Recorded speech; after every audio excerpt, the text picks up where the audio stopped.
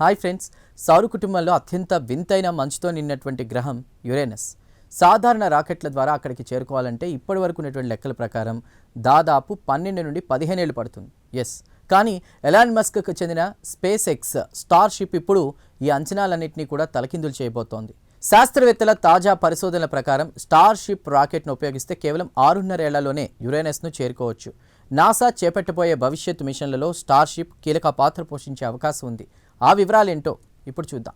ఈ విప్లవాత్మక అధ్యయనాన్ని అమెరికాలోని ప్రఖ్యాత MIT శాస్త్రవేత్తలు నిర్వహించారు. ప్రొఫెసర్ రిచర్డ్ లీనా నేతృత్వంలోని ఇంజనీరింగ్ సిస్టమ్స్ ల్యాబ్ బృందం ఈ పరిశోధన ఫలితాలను IEEE ఏరోస్పేస్ కాన్ఫరెన్స్ ఇంకా నేచర్ వంటి ప్లాట్ఫామ్స్లో పంచుకున్నారు.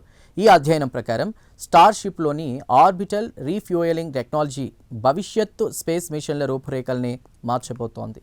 నాసా భవిష్యత్తులో చేపట్టబోయే యురేనస్ ఆర్బిటర్ అండ్ ప్రోబ్ మిషన్ను స్పేస్ ఎక్స్ స్టార్ షిప్ ద్వారా కూడా పంపితే కలిగేటువంటి లాభాలపై వీరు ఒక లోతైన అధ్యయనం నిర్వహించారు.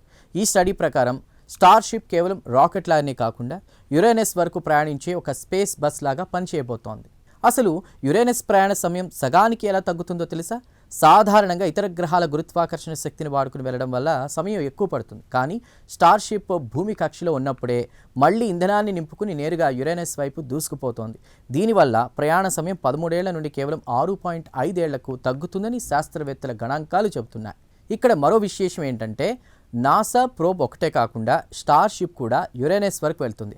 యురేనస్ వాతావరణంలోకి ప్రవేశించేటప్పుడు స్టార్ షిప్ తనుకునేటువంటి అత్యంత బలమైన హీట్ షీల్డ్ను వాడుకుని వేగాన్ని తగ్గిస్తుంది. అంటే నాసా ప్రోబ్ను సురక్షితంగా యురేనస్ కక్షలోకి ప్రవేశపెట్టడానికి స్టార్ షిప్ ఒక రక్షణ కవచంలాగా పనిచేస్తుందన్నమాట. ఇక్కడ గమనించాల్సిన ముఖ్య విషయం ఏంటంటే 1986లో వోయేజర్ 2 వెళ్ళిన తర్వాత మళ్ళీ మనం యురేనస్ని చూడలేదు. ప్రయాణ సమయం తగ్గడం వల్ల మిషన్ నిర్వహణ ఖర్చులు భారీగా తగ్గుతాయి. అంతేకాకుండా సుదీర్ఘ ప్రయాణాల్లో ఏర్పడే సాంకేతిక లోపాలు లేదా ఫండింగ్ సమస్యలు కూడా తలెత్తవు. ఇది కేవలం ఒక ప్రయోగం మాత్రమే కాదు, మంచు గ్రహాల రహస్యాలను ఛేదించే దిశగా ఒక భారీ అడుగు.